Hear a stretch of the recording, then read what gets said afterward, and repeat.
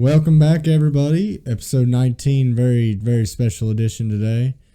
This week's overview is going to be on pit crews, pit stops, kind of how we got there, what we're doing now. We're going to recap Iowa, talk about who stood out. As always, get into Drop the Green Bets.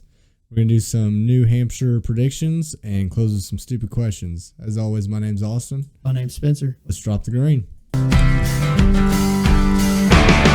been a long time gone since the truth's been told, and I've seen my own. Hey, cut us low. Come on, save my soul. With a bar guitar and a honky tonk crowd. Okay, episode 19. As usual, Spencer, we have just planned this absolutely perfect. I don't know if you saw the news last week, but Martin Truex Jr. officially announcing his full-time retirement, kind of leaving the door open a little bit, maybe just some part-time stuff. I'll see that. I'll believe that when I see it. Do you think, not to get completely off topic so quickly, No, that's what I'm saying. Every time I hear, they're retiring from full-time driving, of course, leaving the door open, do you think we ever see a Dale Jr., a Kevin Harvick, a Martin Truex, Bristol Xfinity run, something crazy like that? I don't think you will on Harvick.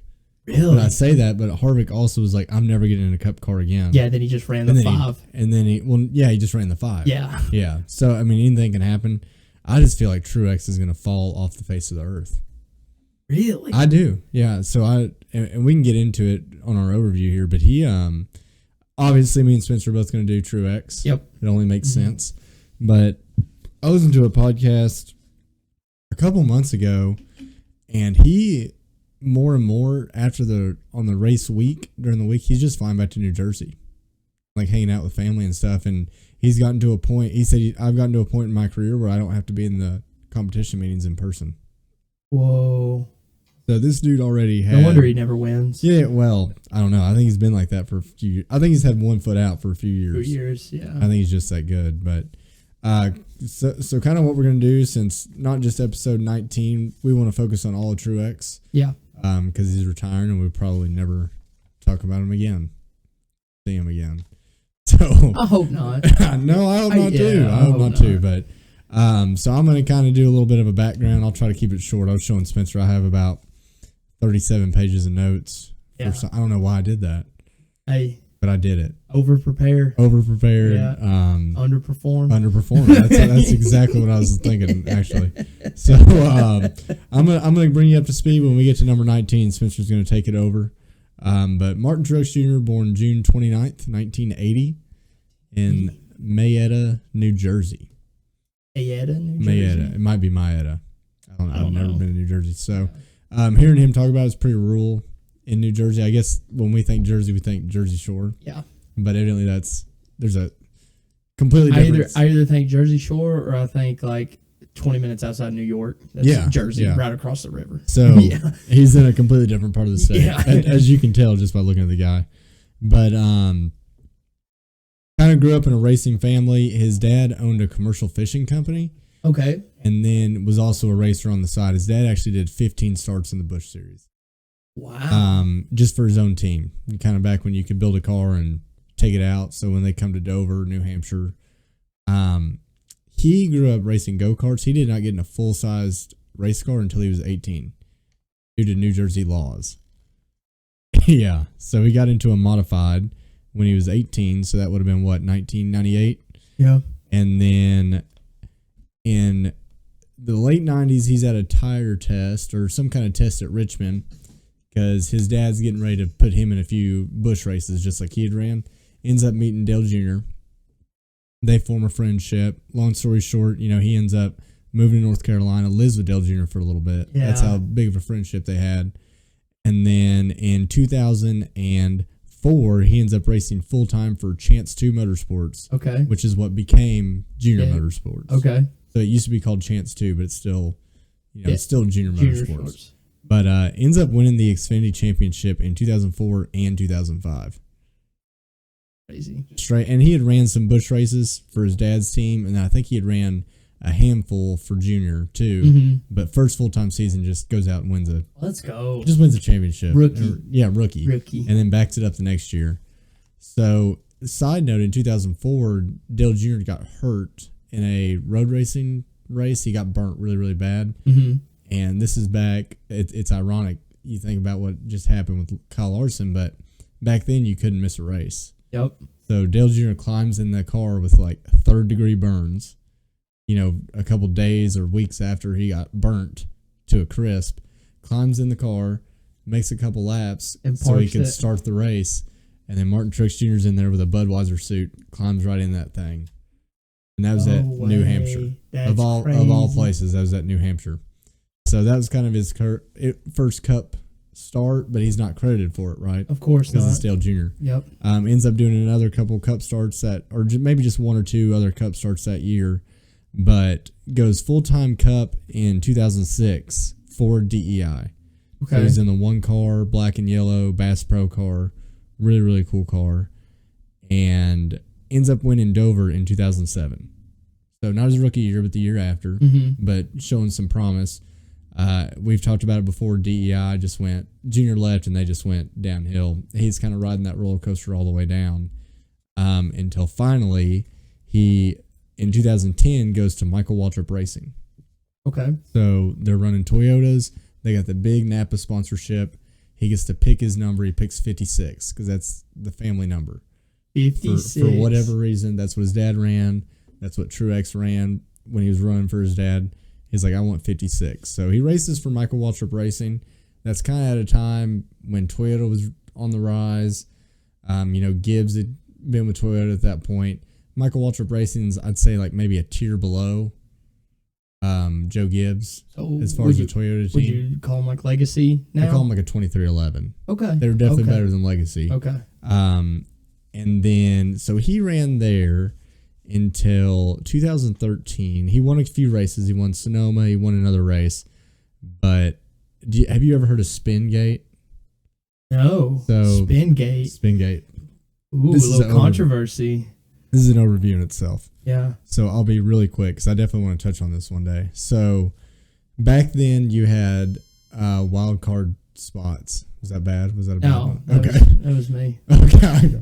I forgot you're the $1 million man now. Yeah. But so back then they had regular playoff spots or chase spots, and then the only winning you're in they had was if you won and you were outside of the playoff field, you got a wild card spot. Okay. So you could be 20th, but if you won, you had a wild card spot. Okay. It's really cool. I wish they'd bring it back. That is cool. Now everybody's a wild card if they win. So basically, Newman and Truex were tied for the last wild card spot, and Truex needed to finish ahead of Newman to get into the playoffs. It's Richmond. It's the last race before the playoffs start. And Brian Vickers races for Michael Waltrip Racing. Clint Boyer races for Michael Waltrip Racing.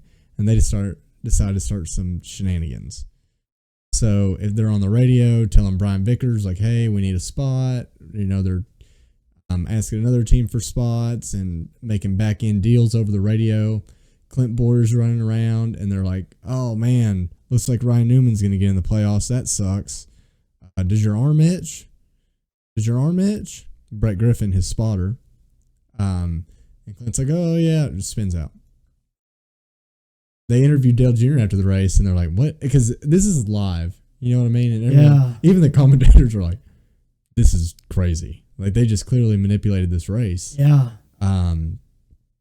They interviewed Dale Jr. afterwards, who was right behind Clint. He's like, I've never seen a car spin out. He's like, he was sitting there sawing the wheel back and forth trying to spin it out for 5 laps, and he finally did it. And so, it was so obvious. So basically what they did, that's race manipulation, like by definition, right? Yeah. So they find Vickers, Boyer, and Truex, Michael Waltrip Racing, each 50 points. Each. That kicks Truex out of the playoffs, right? Yeah. They suspend Ty Norris indefinitely, who now runs Trackhouse. Trackhouse, yeah. And they fine him $300,000. Whoa. So Truex is not in the playoffs. Napa gets so pissed off, they leave Michael Waltrip Racing. We don't want to be associated. They get that mad.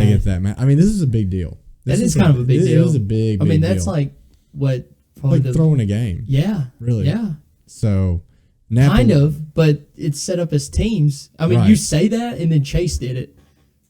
Yeah. Chase But this did was it. like, yes, I'm not defending what Chase did because Okay. that was terrible.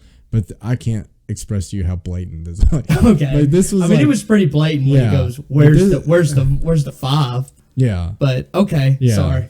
But they're like blatant. You're just like spitting in NASCAR's face. Yes. Like, I dare you. Mm-hmm. And NASCAR came down hard. Destroyed the reputation of Michael Waltrip Racing. They'd really never recovered. But Truex definitely did not recover. So they announced they don't have the funding, for the 56 car anymore. So that was the last race Napa had with them. No. They cut ties after the season. Okay, yeah. so they did. Because they had their finish. contracts for the next 10 Okay. races. Okay. They decided to tell, Michael Waltrip Racing we're out. Michael Waltrip Racing tells Truex, hey, we don't have funding. We're just going to make this 56 like a R&D team. Maybe we'll run it. Maybe we won't. Basically hit the door. Yeah. At this point in his career, 2014 is the season we're coming into. Truex has 3 wins to his name. 3 wins. It's nothing. Right. In 2014, 10 years ago? Yeah. Not that long. So he ends up going to Furniture Row Motorsports. A Furniture Row, owned by a guy named Barney Visser, I believe is his name. He's out in Colorado, just loves racing, runs that team out of Colorado. And imagine Rick Ware Racing, but worse. Yeah. But they've got Regan Smith in there who won a race for him. Mm-hmm. Then they get Kurt Busch. Or I think Kurt Busch was first. Regan. Kurt Busch was first. He kind of got them on the right path. Still hadn't won a race. Regan wins a race at Darlington, of all places. And then Truex comes in there. But it's still, maybe I'd put it on a legacy tier. Okay. Maybe. So we're not expecting much. We're not expecting much at all. It's still Ford. Chevy. Yeah. At the time. So he was in Toyota, Michael Waltrip Racing. He goes to Furniture Row and they're in a Chevy, which is a good point. So 2014 comes to Furniture Row, finishes 24th in points. Everyone's like Truex is 3 wins and out. 2015 ends up winning Pocono, stays consistent. We know this format is what it is. Makes it to the Final 4. Yep. Right? And finishes 4th in points. Mm-hmm. So we're like, okay, Truex is good. In this one-car team. Yeah, one-car team. Yeah.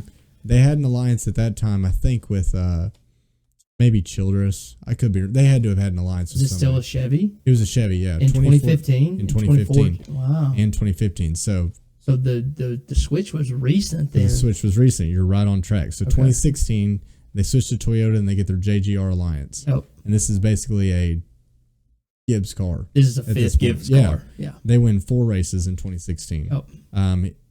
Side story, before we get into what we know 2017 was, he had a really, really smart crew chief named Cole Pern. Yeah. Canadian I remember. guy. Yep. Yeah, Mm-hmm. just a hilarious dude. So 2017, they win 8 races. And I'm talking they're dominating mile and a half. So you remember it. If we went to a mile and a half, Truex is going to win. You may as well turn the TV off. It was going to be one of 3 guys that year. It was Kevin, Kyle Busch, or him. Yeah. Yeah. Well, that was 2018. 2018. I'm sorry. Yeah. You're right. But You're 2017. Yeah, 2017, it was just Truex. I mean, like, he was either winning. They weren't very good at short tracks for whatever reason. But on mile and a half, they had it figured out. I mentioned Cole Pern because after Truex would win a race, you probably remember this, he would burn it down. Oh, yes. And he would blow the tires out so those back fenders, you couldn't tech it. No. Right? They're rolling in. And I remember drivers saying, it is hard to blow back tires out on a burnout. Like, this is intentional is all get out. On Twitter, they started calling it the Pernout.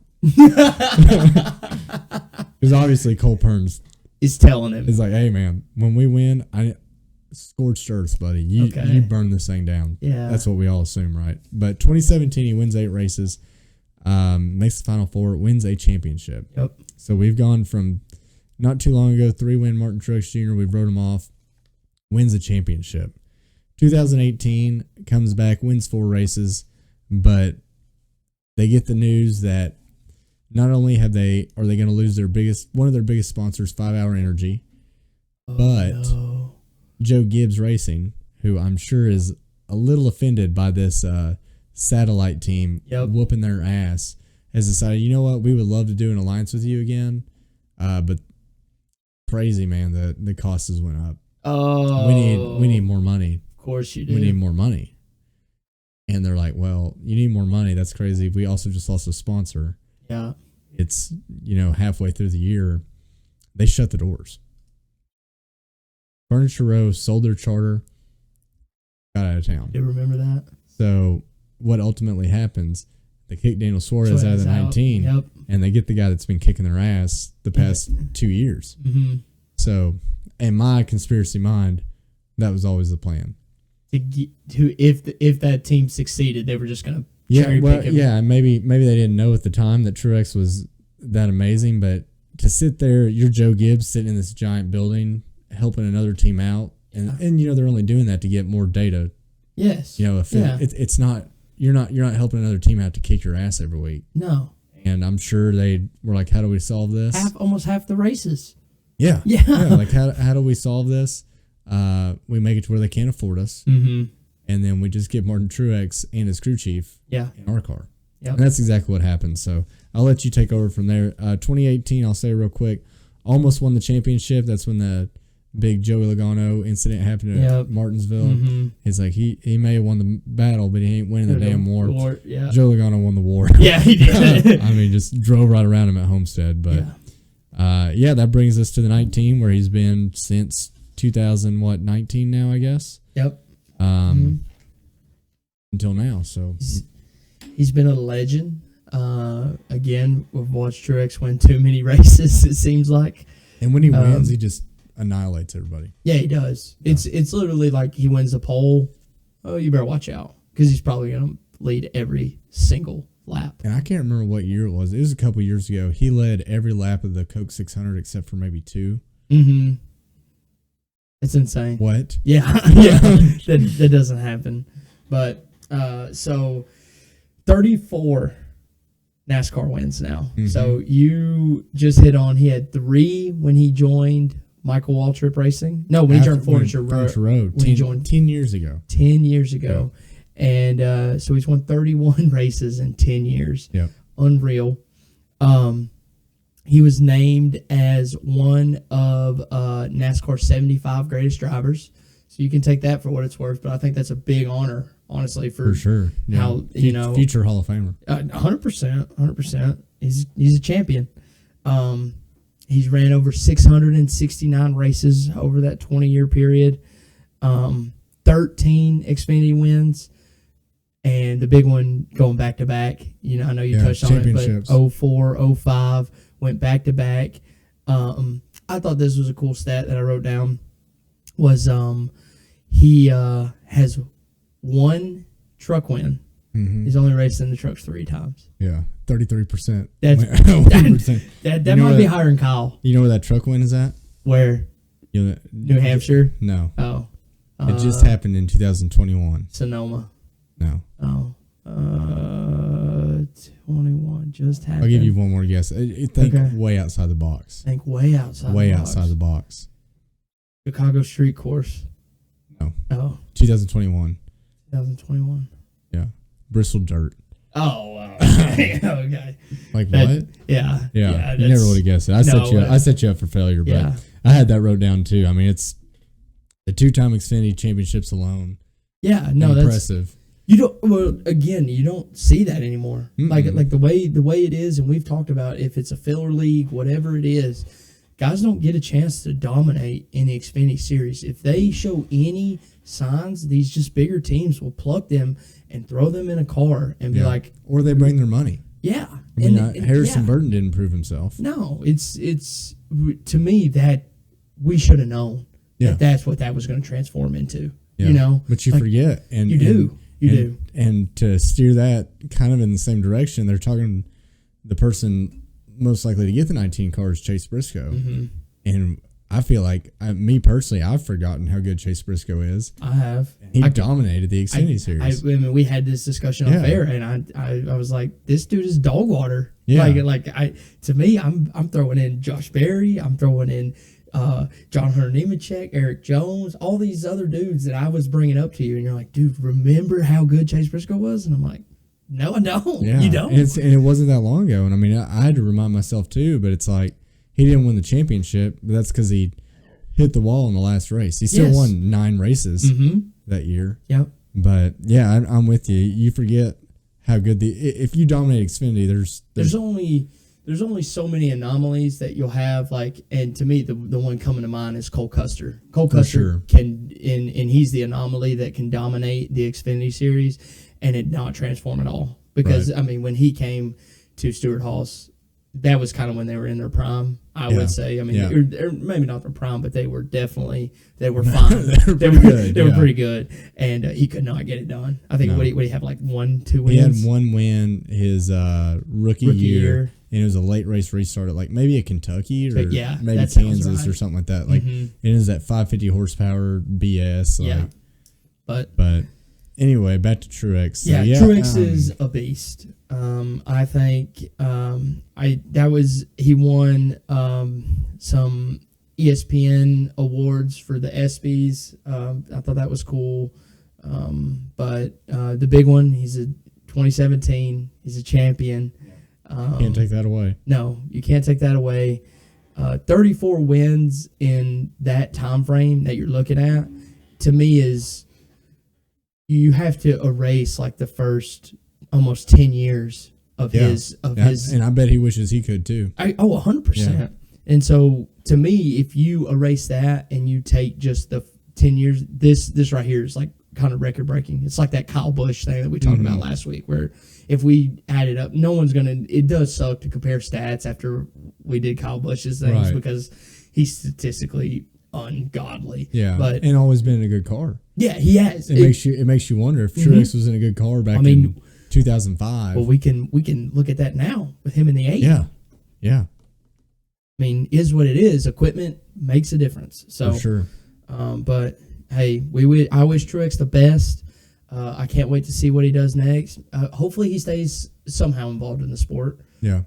I do like seeing his little old face and him. I think if he wants to come out for anything at all, Bass Pro will put the money up. 100%. So let's end with this. Martin Truex Jr. is going to do a one-off next year. Yep.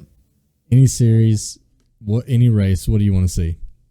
Ooh, I want to see him in the Xfinity Series at Sonoma. That's where I want to see him.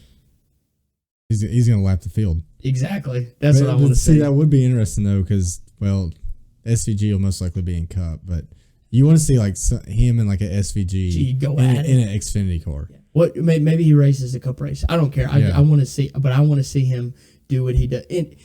And I know it's cliche to say New Hampshire, but he's super good there. Yeah. I would love to see him at Martinsville too. Again, that'd be cool. The short tracks, to me right now, I don't want to see anybody in them because the package is so bad. I mean, that's just my personal opinion. Fair. And it's more than fair. Yeah, and so I don't think it would be, no matter how good Truex is at Martinsville, if he shows up a year and a half later after not racing a car, he's just going to be dog water in that package. I mean, for sure. I mean, so I want to see him in something where Xfinity Series to me is still the best to get. The cars are harder to drive, I still feel like a little bit, and put him on somewhere where he's good, and that'd be Sonoma, or really any mile and a half. Any mile and a half. Yeah, and what I love about coming back for an Xfinity, you see with Dale Jr. all the time. He still has the racecraft, and Martin Truex will still have the racecraft. Yes. And anything he lacks in being out of the car, it doesn't matter because they're kids, right? Yeah, they're inexperienced. He can take all the time off in the world, but there's stuff that he'll never unlearn. No. So I think that gives him the best shot to not Jimmy Johnson himself.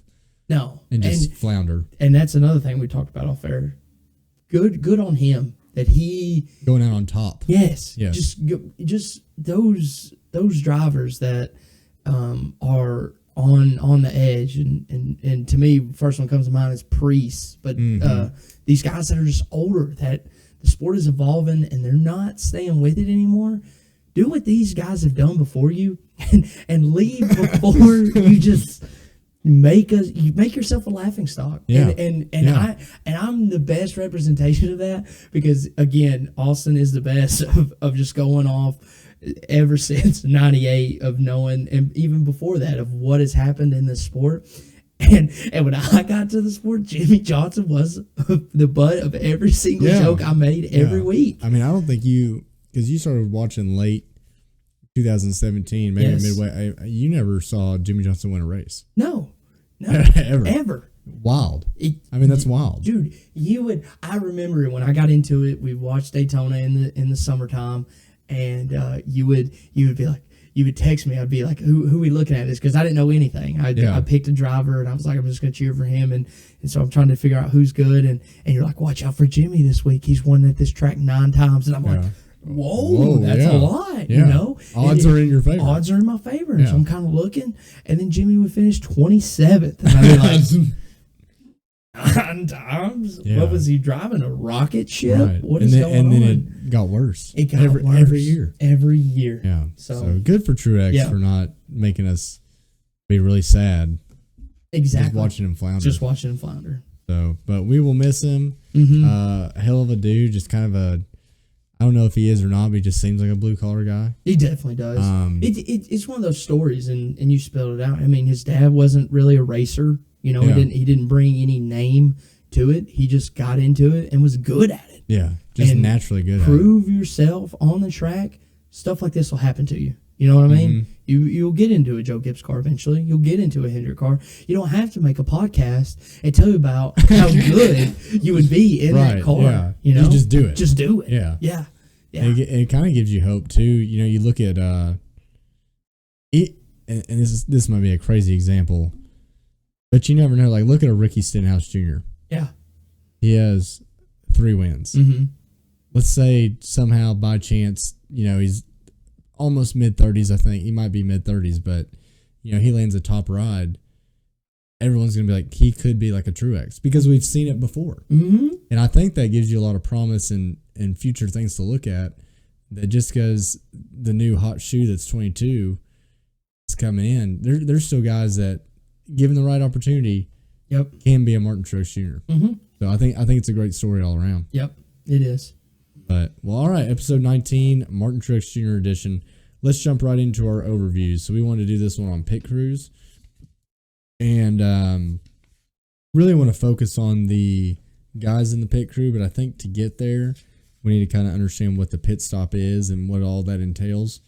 So bear with me. We're gonna start from the beginning. Hit me with it, baby. So I'm ready. Obviously, pit stop started when the race more or less, or racing NASCAR started. Mm-hmm. So we started doing a little bit longer races, and all of a sudden we might have a tire issue, or we're running so long we need fuel now.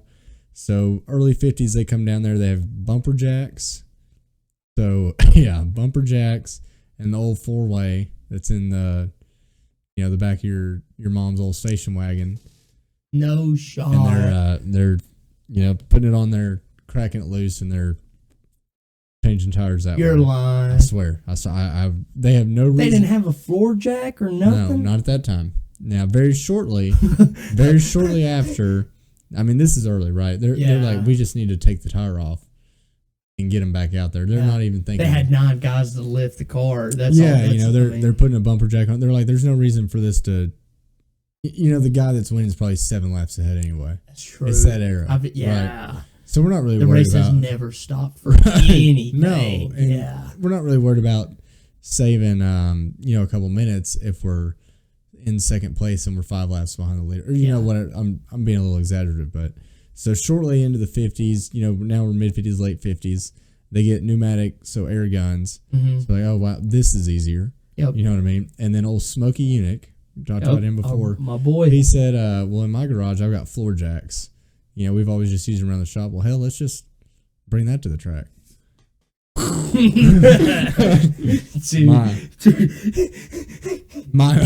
It's crazy.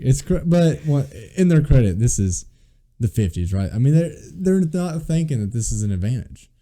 You know what I mean? Yeah, but dude, it's such an advantage. I know, but like you go back 30 years ago and tell those guys like, hey, you need to spend more time developing basically a racing simulator. Yeah, they'd have been like, get the hell out of here. Yeah. So that's kind of, to me, that's what we're thinking here. The first footage of a pit stop was in the 50s. It was Herb Thomas. Do you know who that is? Mm-mm. So if you looked his car up, he drove the fabulous Hudson Hornet. Okay. Yeah. Cars, Doc Hudson. Yeah. So Doc Hudson is based off Herb Thomas's car. They changed one tire on the fabulous Hudson Hornet. It took 60 seconds. Oh my God. So that's just perspective, and we'll get into the guys and all that. But that I just want to, that needs to be said to get to where we're going, right? Dude, I'm so glad you said that. One tire. 1 minute. I hope you hit on the one. Go ahead. So we don't really start to understand that pit stops are important. And once again, I mean, you don't know what you don't know. You right? don't, yeah. So the Wood brothers start making a little choreography of the car comes down and we should do this, we should do that. So keep in mind, they weren't even thinking about that. It was just the car comes down and they're like, oh well, shit, I guess maybe Ricky, I guess you get the left side. Oh, so you know what I mean? They have like designated jobs. No. So the Wood brothers put together a little choreography of how a pit stop works. Or really it makes enough of a difference that it's important. Yeah. That pit crew gets hired by an IndyCar team to go help. Let me find his name here. So I want to do him justice. They go and help Jim Clark at the Indy 500. These country boys from Wood Brothers Racing, they win him the race off how fast their pit stops are. No way. So this is a lightning bolt moment, right? I mean, if these guys are getting hired to go do the Indy 500 and they're winning a race, okay, it's time. Pit stops matter. Yes. Obviously. So the stops are getting better and but they're still slow. Mm-hmm. So they're slow to the point that under caution, they'll come down and pit for 2 left sides and get out. And they'll come down and pit for 2 right sides because they can't do all 4 without the pace car passing them. Oh my God. Yes. Now keep in mind, we're also running a lot of short tracks, right? That's true. This didn't happen in a Daytona every week by any means, but your Martinsville, your Bristol. Yeah, it's still absolutely wild. So 1970s, someone's like, you know what would be really helpful? If we took these lug nuts and we glued them on the wheel. Oh my God. You know what I mean? Yeah. Crazy. And then they're like, well, you know what? Could you imagine watching a race and seeing your tire changer juggling lug nuts? But they said one thing I read is that they would go over and they'd have like the lug nuts in their mouth. I believe it. And you're like hanging out like you do when you're working on something. Yes. You have it hanging out of your mouth. Yes. Somebody had to have swallowed one at some point. 100%, or gotten close. You know, in the middle. Probably the guy that started gluing them swallowed. Yeah. That's exactly. Why else would you think of that? Yeah. Because he had to get the Heimlich done on him. Yeah. Coughed a lug nut out. So they end up doing some stuff. We won't get too into the weeds here, but they find ways to fill it up quicker, whether that's vents or openings on the fuel tanks or on the, what am I trying to say? The gas can. Yeah. I just had a question. Has NASCAR gotten involved in like rules and like what you can and can't do? At this point, no. Not that I read. Okay. At this point, I mean, and even pit road speed is relatively new. No shot. Compared to like 1948. You know what I mean? It's like, I want to say in the 80s or I believe that. Maybe even early 90s. But I'd have to get. I didn't find that information, but we can go find that easy. Okay. But we're in the 70s. We're doing some different stuff. Pit stops are down to about 30 seconds. God, for a 4-tire stop? But we have cut it in half, Spencer. even more than half, because it was taking us 1 minute to do. That's a damaged vehicle policy now. 30 seconds. Put it behind the wall. Yeah. So we get into the 80s and 90s. Now we're starting to figure out how to, we can build our own jacks, right? Mm-hmm. We can make our own jacks, jack up the car a little bit better. Still faster fuel. We're down to 20 seconds. This time, pit crew members are still just shop guys. So you might They're like wannabe mechanics.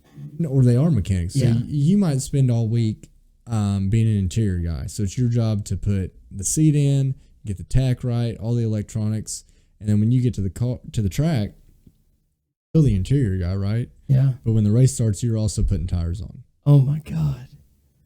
Crazy. And we think that's crazy now, but at the time, that was just another job you had. Yeah. You know what I mean? Yeah.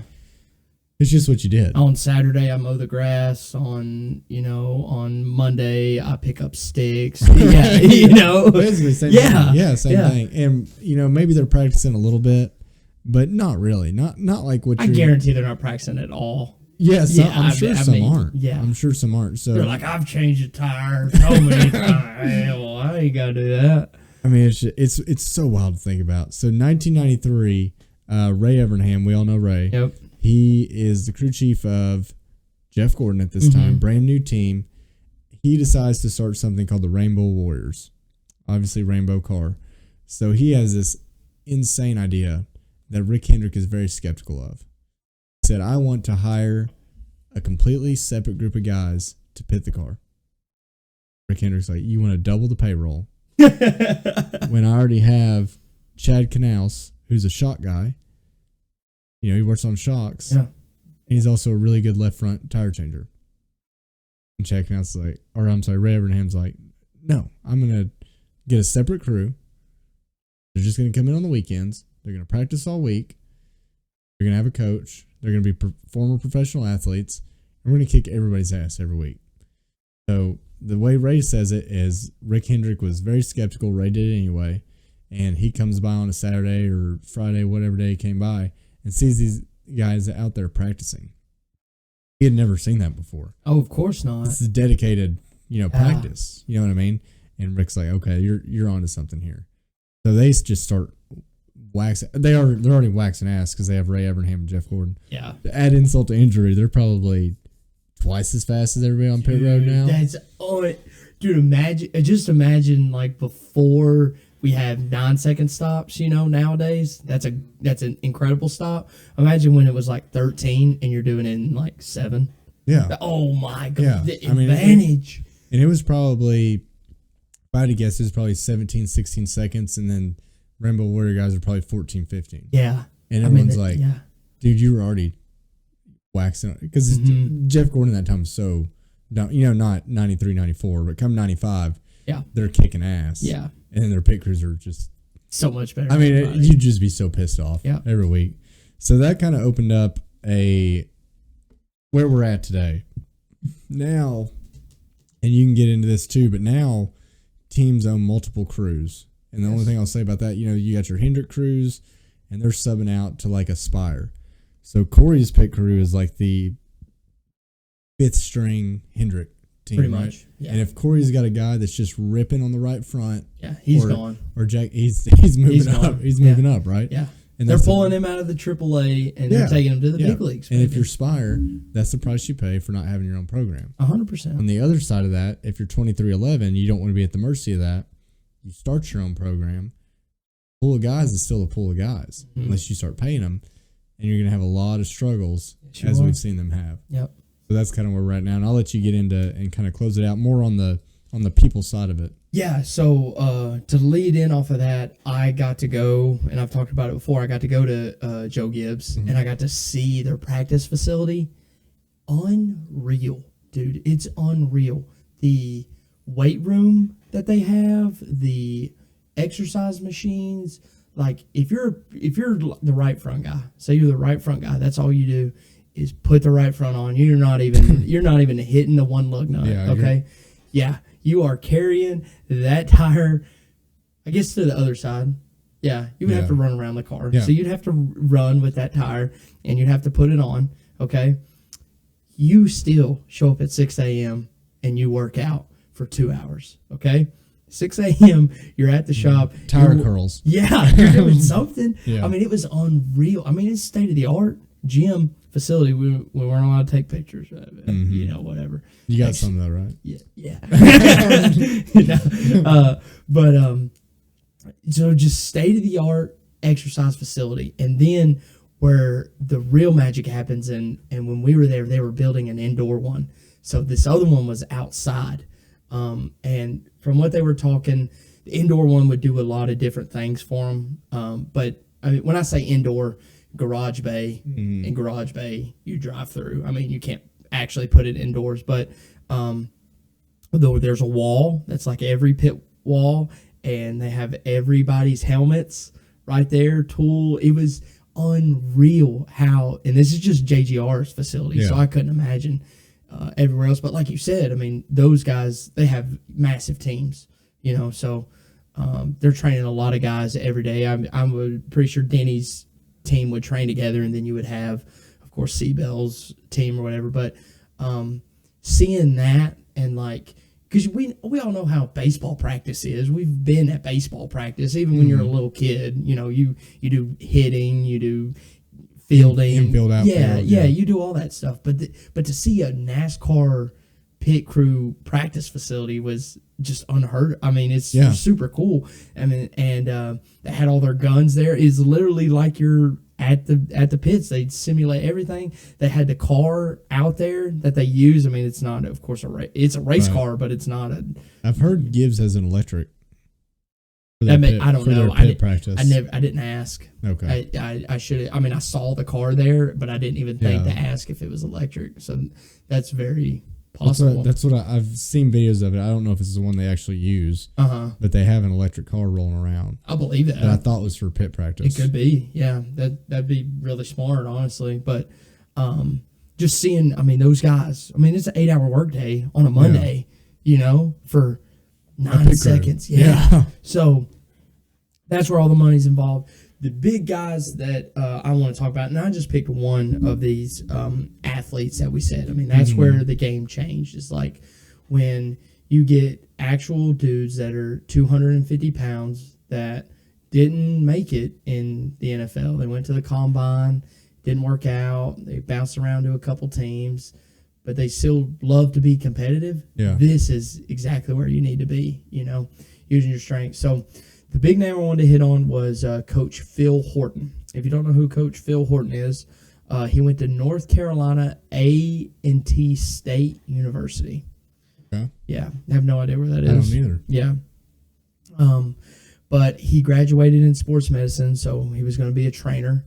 He was a basketball guy.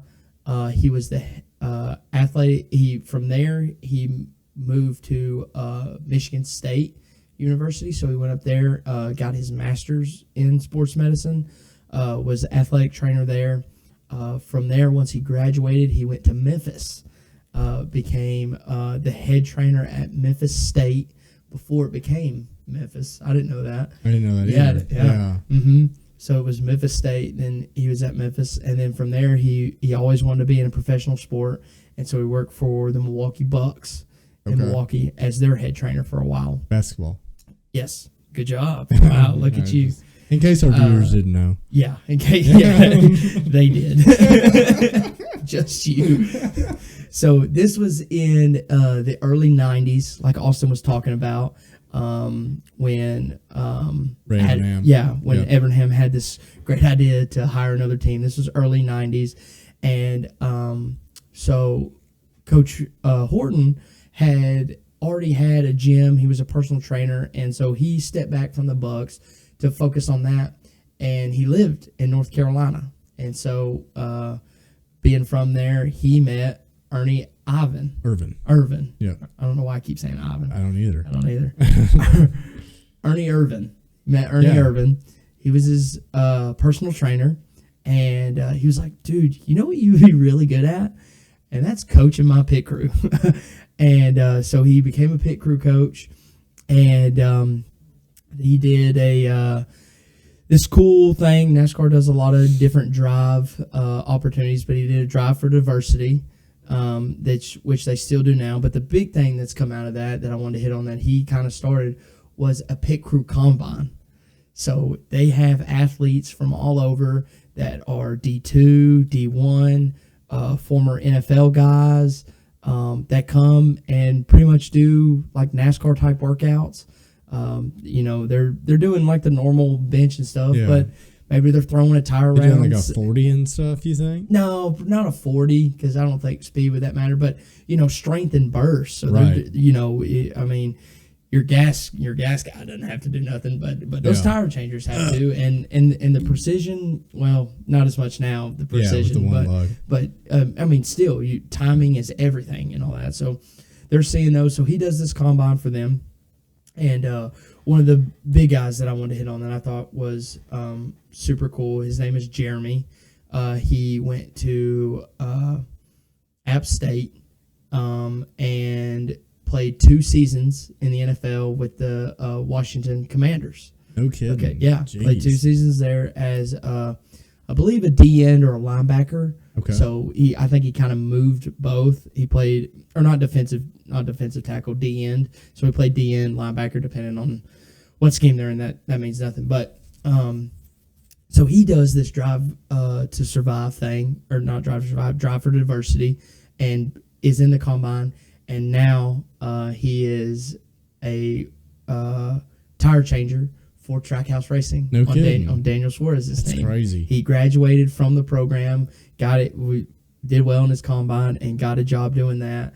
And now he tire changes for Daniel Suarez. So that's nuts. Yeah, I thought that was pretty cool. I want to know more about this combine, honestly, because I'd never heard of it until you were telling me earlier. But I mean, I assume it's in North Carolina. Yes, it is. Like Panther Stadium, or I don't think so. Actually, I think it's done at one of the race shops. okay, Maybe, okay. yeah. I guess that makes sense. It doesn't have to be at a football field, right? No, because they're doing more NASCAR based stuff. Right. You know, they're seeing what your strength is. But I mean, I wish I would have saved some of the pictures. But dude, they have NASCAR and then combine on the side of the shirt. Black shirts. Yeah. Wouldn't you love to get one of those shirts somewhere? Oh my gosh. That'd be so cool. Dude, that would be, I would just go to the combine to get a shirt and they'd be like, dude, never come back here. Please don't waste our time. Yeah. But I mean, that's how cool it was. Yeah. And, but so Phil Horton with Ernie Irwin. Sorry. Irvin. Yeah. Irwin. You can probably find 4 different ways to say it. I believe in you. I'm gonna figure it out. But he ended with 38 wins and a 2010 truck championship as a coach for a pit crew. So that wasn't all on that team, of course. He kind of bounced around a little bit, but I just thought that was super cool. Of like exactly what you said about them. That's how it was. They found a coach, and he used his philosophy of like everyone has a job, and we're going to do it to the best of our ability. And here we are.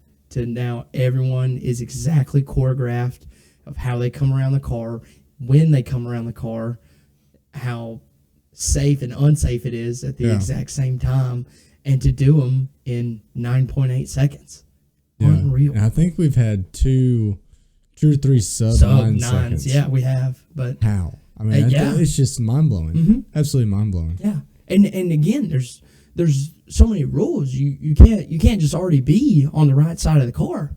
Right. You have to run across at a certain time. Yeah. You know, and just to know that have faith in your driver that hey, I'm not going to be speeding and I'm not going to be going slow. That you're waiting on me on the other side. I mean, it's just unreal. There's only one Jackman. Yeah. There's only one still. He's running to both sides of the so car. Crazy. It's all and to me, not to go into other pit crews, but I mean we see F1 pit stops. They're ridiculous. Yeah, they're already sitting there. They're already sitting there. I mean, and then they have that jack that automatically jacks the car up. I mean, it's not the same. Exactly. It's a completely different game. And the kind of thing, and you may not be done, but the kind of thing, do you think you ever see a NASCAR stop like that? Do you think that you see to where they let maybe a jackman or the tire changers on the other side of the car before they even come down? I don't think so, because I think it's unique right now. They've let less and less people over the wall. Yes. Which is also the opposite of F1. So I think that gives us a little bit of hope. Yeah, there's like 40 people standing around the car. Unless, I think it would take, and God forbid, I think it would take something super tragic to happen, which we're very fortunate we haven't had anything happen. To my knowledge, really, I'm sure somebody has tragically passed away, but I can't think of anything major that's good that's happened. Yeah. But that's the only thing I could think that would, make it go that way. Because when you think about it, sometimes I catch myself thinking about it. I mean, pit road speed is like 50, 60 miles an hour. Depending on which track it is. If it's Daytona, it's like 70. Yeah. I mean, it's insane. And we've got 36 crews of guys. I mean, what is it, 6 people over the wall? Maybe I don't know. I should have known this, but let's say 5-6 people over the wall, 40 at a time per box, and like we have close calls. We have guys that roll over fenders, roll over sometimes onto the windshield. You know, sometimes people get taken out, but nothing major ever. I mean, just on a 1 week sample size, nothing happens. I mean, it's unreal, just the choreography that we've been talking about. I mean, these guys are experts. They're professionals at what they do. So it's mind blowing where it's gotten. And I mean, these guys fly in. I mean, they have no crew responsibilities. So if you ever see anybody, you know, like I remember, I think it was 2021, Larson blew a power steering belt at the Roval, and the guys came over the wall and fixed it. Well, those weren't pit crew guys, right? No, those were the road crew guys that also have fire suits and, you know, probably throw somebody's helmet on. Yep. I mean, these pit crew guys don't know. They don't have to know anything. No. I mean, they probably teach them what a broke toe link looks like. Maybe. Just so when they take the tire off, they can be like. And that's just recent. You know what I mean? That's just recent. Yeah. Yeah. I mean, because that's we're done. New. Yeah. So, and that's how specialized, and that's how any little, we talk about all the time, these guys will find an advantage in anything. Yes, they will. You know, it's like you have Joe Logano's a webbed glove all the way to these former NFL athletes changing tires. We're gonna pick up a 10th somewhere. Oh yeah, we'll figure it out. Yeah. I mean, to me it's super cool. I love pit stops. I mean, you never know the strategy involved. 2 tires, 4 tires, and the speed that, of course, you can get it done at. You know, how efficiently can you do that? How much gas can you put in the car? Yeah, I mean, it's a science to everything. And that's a good point. And I want to get your opinion on this, and we can move on. You hit the nail on the head. I mean, with how close these cars are, how close the competition is, everything's going. The biggest variable, really, if you ask me, is pit road. 100%. And that's on the driver too. How fast can you enter pit road under green? Maximize your lights, things like that. But you know, if we can. The best chance to get a 10th or 2 tenths on somebody now is on pit road. Yes, it is. Are you okay with the way that's trending? Now, obviously, we all want pit crews to matter, but I feel like more and more the race is falling into the hands of the pit crew. Is that okay with you? Do you even see it that way? Yeah, I definitely. You are 100% right. That's the way it's trending. I think as long as we don't go past this level that we're at, we're fine. You know what I mean? Like, I don't think personally that, how am I trying to phrase this? Races should be, it should come into play. You know what I mean? Because it's a team sport. It is. Right? It is a team sport. That's what we say. Now, should it play... Yeah, no, it should play a hand every week on how you finish. But I do think there's a fine line. You know what I mean? That we're getting. I don't know if we're there yet, but we're definitely approaching it. You know, if we're like, and that's what I'm talking about with the F1 stops. That pit road means nothing to them. They just come down it. You know, so the drivers have to maximize, and the pit crews have to be on point to get everything done that they need to. And so I love it. I love seeing it under caution. I love, like, if Kyle Larson and Christopher Bell have the same pit box, and we didn't even really talk about that, the pit box that you get to have. It's huge. It's which huge. Is depending on where you qualify. Exactly. Further team sport. Yeah. So what box you get, how your crew does, to see those guys so excited when the car leaves, it's cool. It's cool. It's super cool. It's like, hey, we did something for our driver. He came in here 5th, and we sent him off 2nd.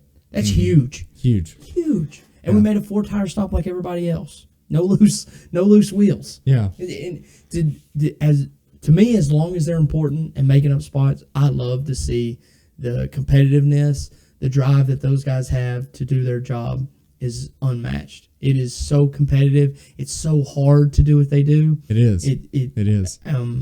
It's just mind blowing to think about. It blows my mind. The only thing I'll say, I agree with you 100%.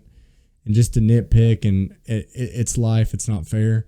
But when someone like a Justin Haley is able to drive himself into the top 10, and then we have a caution, they don't have the best pit crews. Yeah, they don't. And he's going to lose spots. But it's racing, right? They don't have the best cars either. Mm-hmm.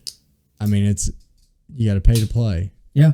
You know, and Rick Hendrick didn't get here by saving pennies. So no, I see that side of it as well. It doesn't make it suck any less when it happens. Yeah, but it's just part of the sport. It is. I mean, it's nothing to get hung up on. And we say it all the time. The Pandora's box is open. The worms are out of the can. However you want to say it. This is where we're at. It ain't going back. It's not. We can't unlearn it. We can't unlearn Aero. We can't unlearn the fact that former NFL players can change the damn tire. Yeah. Effectively. Yeah. First and foremost, effectively. Well. The last thing I want to say before we move on to Iowa is I'm going to try to get me and you into the NASCAR Combine.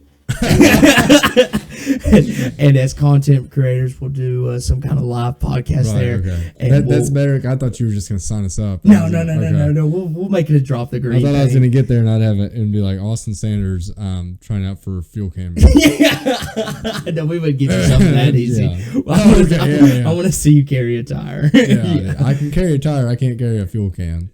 That's probably true. You know what I mean? That thing weighs 400 those pounds. tires are, they're aluminum 20-inch wheels. They probably don't weigh that much. They probably don't, but then you have to run with it. I'll dribble it. I haven't. Yeah. I'll drill it like a basketball. Yeah, all I the way bet around you the car. will. Yeah. No uncontrolled tires for me. Yeah. But anyway, no, that'd be great. If you can get us there, I want to go there because I didn't know that was a thing. I bet nobody knew that was a thing.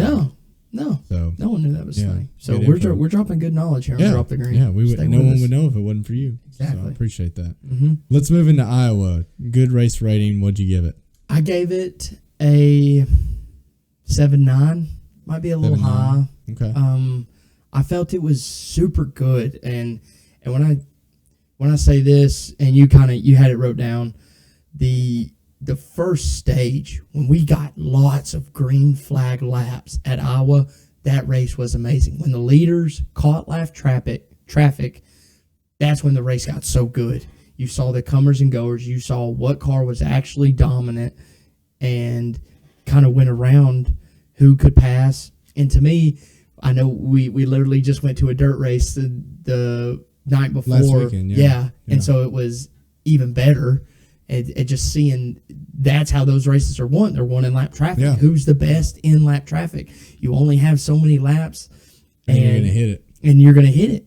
And so to see Iowa race like that, I thought it was spectacular. I loved the short track. I thought it was amazing. Yeah. 7.9.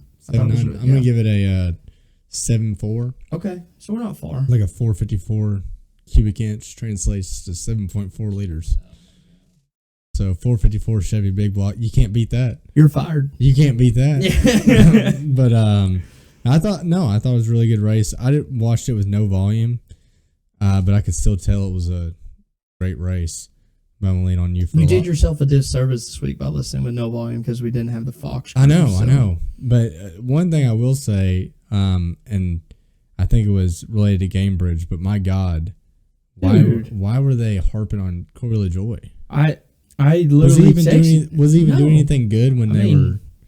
He had a top 10 run for like a little bit. He kind of drove up there, but I mean that's like we never saw Justin Haley. We never saw Justin Haley who was in the top 10. Yeah, it's like why are you picking this guy? Yeah, I think it must have been Gamebridge. It had to be. Yeah, it had to be. Gamebridge was like, look here, NBC, we found a lot of stuff. If our driver is it out there, please show him. And I bet they prepaid. I bet they prepaid for spots. They had to on air, like air spots. Yes, and it didn't matter where he was running; they were going to do it. Yeah, but if I was him, I would be. Well, if I was him, I would already be embarrassed. Yeah. But I would be further embarrassed and we'll get into that standouts. Mm-hmm. I didn't mean to jump the gun there, but as usual, anytime we say the race is going to be terrible. Barn burner. I don't want to hit the nail on the head, but I said it last week. Yeah, you said it. Yeah, you said it. You called it. You were like, after we dogged it, you said, you know what, we're probably going to be wrong. Yeah, we are. And you were right. Yeah, it was amazing. It was really good. And I mean, they were just getting it, even though and I think you're fighting for the same real estate almost for that new pay. Is that kind of that they said on the TV. That's kind of what it looked like. You know, they're fighting for the same spot, but you're not all going to get it. So you got to work around it. Exactly. This is the first time that I think I've seen all year we didn't shift. Yeah. Somehow we didn't shift. I think the only I think, and again, I know there were so many other factors with the repave, the tires, but to me that just plays a whole nother part in it to where you actually have to brake and know when to hit the gas. You cannot or whatever they call it, trans shifted, or you know, your trans brake. I guess you're just shifting with the transaxle. Yes. You can't do that when you don't have to shift. Yeah. And to me that creates a whole nother element of racing that's fun to watch. That's old Atlanta. That's old Atlanta. I'll play a little bit of devil's advocate with you on that one. I don't think you're necessarily wrong, but we don't shift at Bristol either. I know. So what's wrong with Bristol? There's no. I'm saying. No, I think there is something wrong with the next gen at Bristol. Okay. Aside from that amazing tire race we had. Yeah. We have not seen good. I guess our only other sample size was 2022, 2023 night race. I don't think either one was a good race. And that's a multi-groove track. Yes. Which I think the multi-groove plays into it the most. We see next gen be good on multi-groove, and then the no shifting. It just really makes me wonder why Bristol isn't a better race. That's fair. That's a good question that I don't have an answer for. Because I think Iowa knocked it out of the park. Maybe I should have saved that for the end, but it just really I think you're right. I'm not saying you're wrong at all. No shifting has to help. Yes. And multi-lane has to help because we know this car doesn't like dirty air. No. It just makes me wonder why Bristol is not. Yeah, no, you're. Maybe we have too much banking at Bristol and not enough horsepower, and we're just. Yeah. You can't get out of that dirty air at all. And I didn't see. I'm sure they threw up throttle trace on TV. They were probably I'm sure they were heavy in brakes. Yeah, they were heavy in entry, but mid corner they're off throttle. Probably. Yeah. Exactly. Yeah. I mean, so you're modulating throttle and you're creating disparity in how you're running compared to the guy next to you. I literally had a discussion with someone who's like, "Man, they're just so slow now," and I'm like. You said it before. I was like, you need to watch Drop the Green because, yes, they're slower, but their corner speed is so much more. Yeah. You know, and that's where they're gaining speed now is in the corner. Instead of running the corner at 90, you're running it at 110. Yeah. Now you're running at 20 miles an hour faster. Than you ever would before. And so, yes, it makes your top speed better, but your average speed around the whole track is so much higher. Yeah. So, that's what from what I saw from the telemetry, it was like they're heavy brakes and in entry, and then as soon as they, I guess to me it was feel the weight shift. You know, when I'm iRacing, you know, you kind of feel that you're like, okay, I got it now. You know, you're quarter, then you're half, and then you're back to full in exit, and just kind of hang on to it. And we saw it a couple times.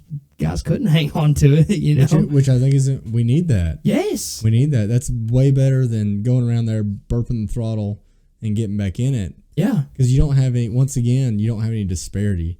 You have to have, to me at least, you need a track, if you want to have good racing, heavy brake, or at least a lot of off throttle time, to make it to where if somebody picks up that throttle a tenth of a second different or whatever, but also a difference in how you drive the corner. If it's a corner where we can go wide open, or we're just burping the throttle on entry to set the car, everybody's going to do it the same way. Or downshifting. Yeah, or we're downshifting. It doesn't matter at all. But it felt like to me, and it looked like, at least with no volume, that there was multiple ways to run that track. Yes. And they had their hands full. Yes. And we saw both. Some made that middle groove, kind of mid-lower groove work, and then some dudes were trying to run the bottom, and it kind of worked, depending on how good they were at it. And a big one, I didn't really see anybody run the top preferred, but I will say I did see Ross do it on restart one time, and he passed like 6 people. So it makes you wonder if they had it in their head that wouldn't work. 100%. Yeah. And who's crazy enough to try that? Ross Chastain. Yeah. But it was also one of them, like, maybe it only worked for 2 laps because he got away from it. Like, once he could get into where everyone was the preferred line, that's where he went. But to me, it's like, dude, you passed so many cars off the rip. who knows? Stick with it a couple more laps. Yeah. Who knows? But to me, it was just an all-around good. We had everything that a NASCAR fan, or at least for us, have been complaining about: tire wear, shifting, and the passing. Yeah, passing. We were scared. We were not going to see any passing. We saw plenty of it. Yeah, inevitably, NASCAR has to NASCAR. Yeah, and we get this ridiculous caution. Do you know? Oh, what it was no. for? I mean, I was watching with no sound, and I go, "What is that?" And they showed Daniel Hemrick raise the wall. Yeah, no, I texted you when I was like, "What are we watching?" We saw 2 tires go down before that caution, and they limped around the track, limped it back to pit road. Yeah, and no caution, nothing. And I'm like, okay, that's fine. Yeah, that's how today's gonna go. Yeah. That's what you thought, right? You're like, yes, that's how they want to officiate it. Good. That is perfectly fine with me. Not punish, but make it. Don't pop tires. Yeah. Don't have a tire go down. And then for some odd reason, Justin Haley barely. Daniel Hemrick. Daniel Hemrick barely scrapes the wall. Put it out. We had literally just seen someone hit the wall and lose a ton of speed, and I can't remember who it was. And I wish I had that information, because I thought, didn't someone just hit the wall and lose 4 spots? Daniel Hemrick didn't even lose a spot. Yeah, he was literally running at the pace, just glanced the wall, and so that's. And I think didn't Ross blow a tire before? Yeah, Ross blew. So I remember watching. They showed live. Ross is limping it back to pit road. Yes, a good sized chunk blew off his. And I'm not saying throw caution for debris, but I remember when it happened, I was like, I know NASCAR. Yeah. At this point, that's a debris caution. Yep. And they didn't, and I was like, okay, we're racing today. Yes, we're racing them out. No. Yeah, because I think it was Ross, and then I want to say it was Austin Dillon in the 3, maybe. I think so. That had another flat. Yeah, and maybe it was Austin's car that it came off. I can't remember. One of them, a big chunk of tire. But I think it was Ross's car that had the chunk. But I'm pretty sure after him, he went 2 laps down, got his lap back because of Hemrick's caution, and then got it back at the stage. And because me in the middle of the race, I bet on him, and I was like, there's his day. It's a short track. I mean, if he loses 4 laps right here, good luck getting that back. And especially the way they had been officiating it, I was like, there's no shot. And what's even weird is usually, because they're in the middle of a pit cycle, right? Yes. They will not throw a caution. No, because it messes everyone up. I think it was Atlanta. They had cars spin on the entry of pit road. Mm-hmm. It might have been Atlanta. I can't remember exactly, but William Byron was backwards coming into pit road. I think that was Atlanta, yes. And then spun and stopped. Yep. Someone else was wrecked too. They spun around, no caution. No. And it's it's kind of this unspoken rule, we're not going to screw pit strategy up. We're going to let it. And then they do that. It made no sense. And luckily, for all the reasons we talked about, a lot of guys that got screwed on that were able to drive their way back up. Yes. But even Alex Bowman, he said, I think he finished 8th or 9th or something, top 10 machine, but he was like, we had a much better car, but we had to come back all day from that caution in the middle of the pit cycle. So it just makes you wonder. Yeah. I just didn't understand that at all. Gamebridge must have paid a lot of money for that caution. They must have. Yeah. I think Corey benefited from it, didn't he? Yeah, he did. And still screwed himself. But still finished terrible. Yeah, literally, now that you say that, I remember them after that caution going, a big benefactor of this caution is the 7 of Corey LaJoy, and I'm sponsored by Game. Yeah. Yeah. Still screwed it up. So that'll bring us right into our standouts. So Carson, for some reason, I just feel like this math is wrong, but no one's keeping up with it except for us, so we'll go with it. I've got Carson 11, Corey 6. Yeah. It feels like it. To me, it just feels like Carson's been doing even better.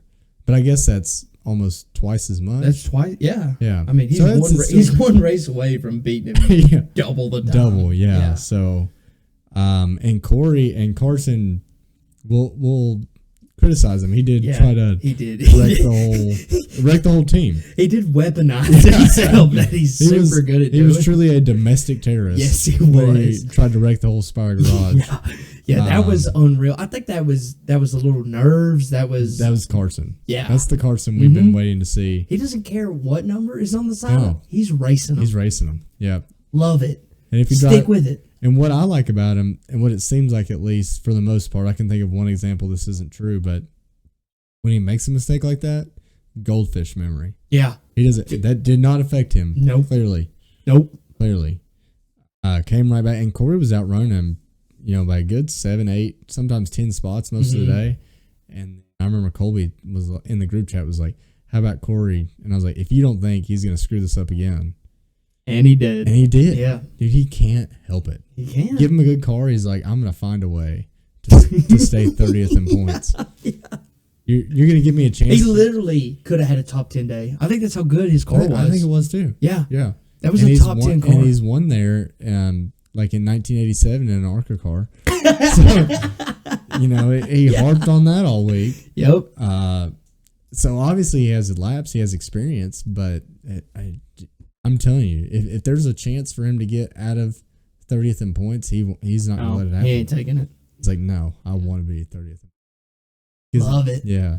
Gives me something to talk about. On my podcast. Yeah. You can't stack pennies if you're running good. That's true. Yeah. Yeah. You got to stick to the brand. Yeah. You do. But that's such a good point. It is a good point. Yeah. Yeah. Thank you. Yeah. But we'll let's hope that Carson just makes it an easy 12-6. Yep. Next week. I put Blaney getting hot again. Are you surprised or no? I mean, I think we talked about this all year. Yeah. Every week I was putting, is it time for Ford to panic? And we were like, no, just they're waiting. Mm-hmm. Or for some reason, whether it's intentional or not, they get hot this time of year. Yes, they do.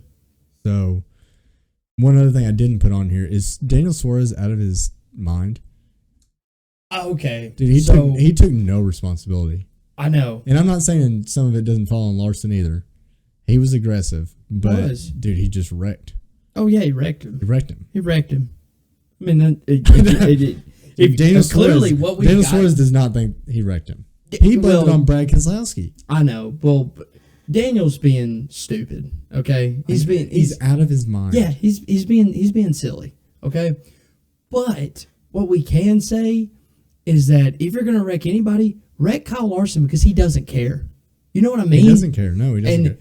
He put the blame on himself. I know. That's what irritates me the most about him sometimes. I agree. Is like, get fired up, dude. Yeah. You had a race-winning car. I mean, dude, when he got out to the front, he dominated. Yes. He and then dominated. he was the only one to pit. Yes. Dude, and ran all the way back through the field. Yes. All the way back through the field until Daniel Suarez wrecked him. Until Suarez got him. And so, to me, again, totally fault on Suarez for doing something silly so, to me, early in the race at this point.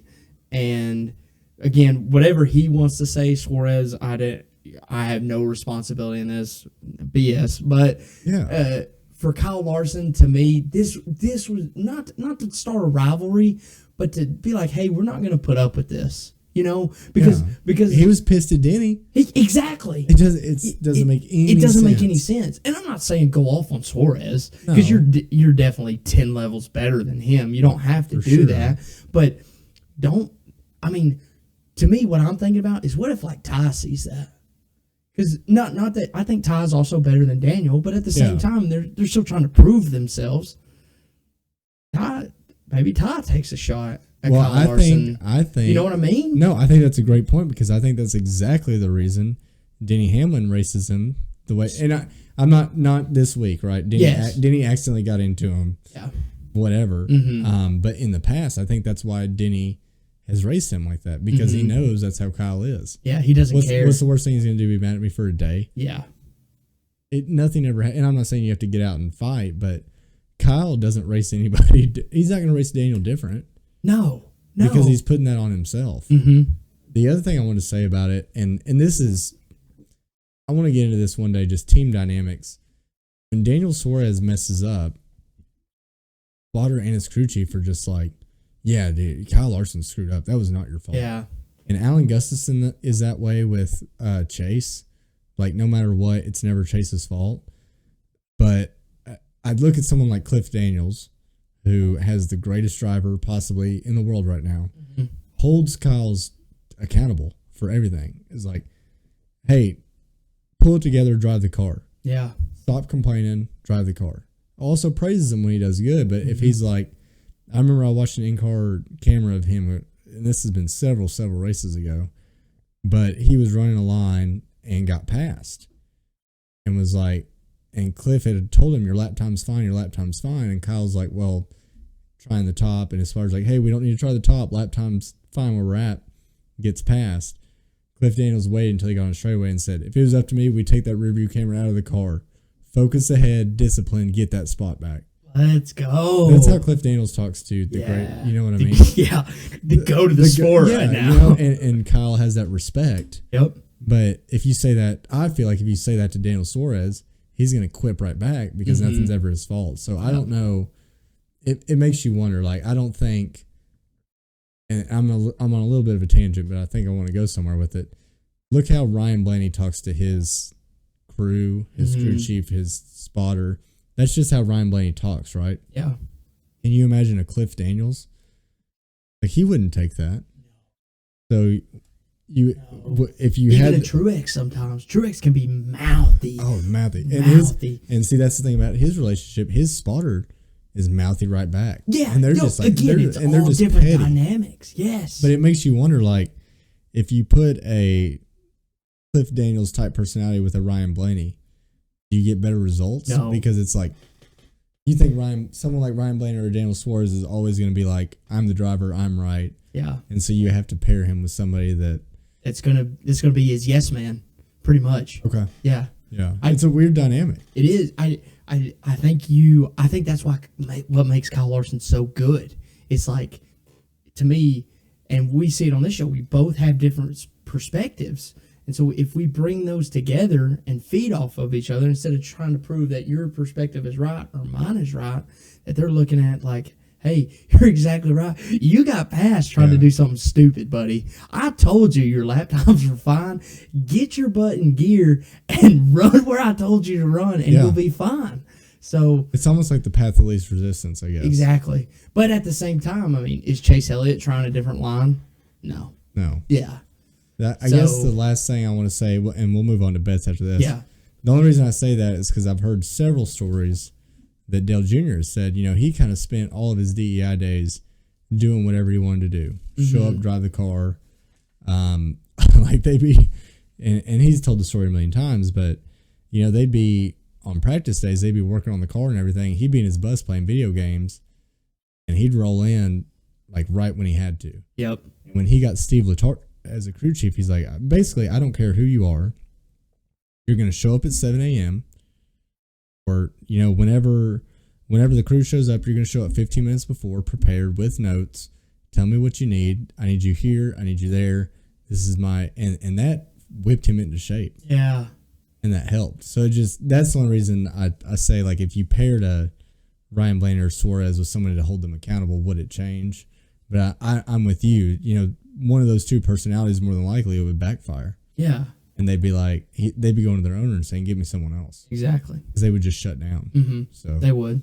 That's the weird psychology. It would either the crew chief would give in to them, yeah, or, like you said, Suarez would go to Marks and say, hey, this ain't working. Yeah. We need something else. And ultimately, they're going to side with Suarez. Yeah. They're going to. That's who they're paying the most money. Exactly. Yeah. So that's just the weird psychology of the sport that keeps me up sometimes. It just makes me wonder.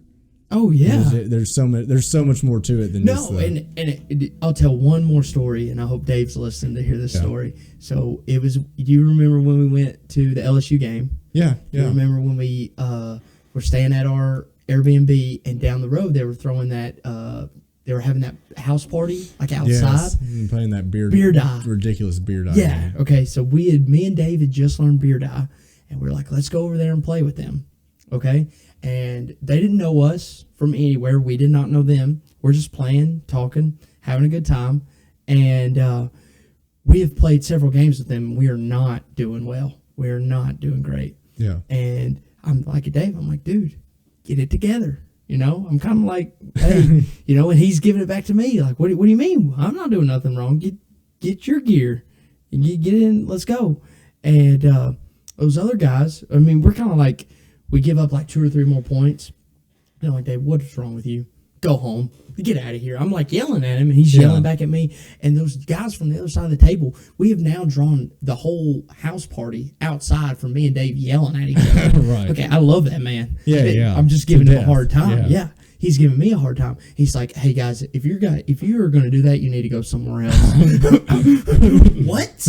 We woke up this way. Yeah, we're here to kick your butt, buddy. Yeah. Get back on your side of the table, and we'll show you what you're made of. We won that game. Nice. Okay. Yeah. That's what it took. That's what it took. And so, like you said, that's the philosophy that sometimes you have to have with your friends, or I don't know about your coworkers, but maybe in this situation, that's what it takes to be good. Yeah. That's what you do. Cliff Daniels holds Kyle Larson to the highest standard that you possibly can, and I think there's nothing wrong with that. No, I don't either, and I love him for it. Yeah.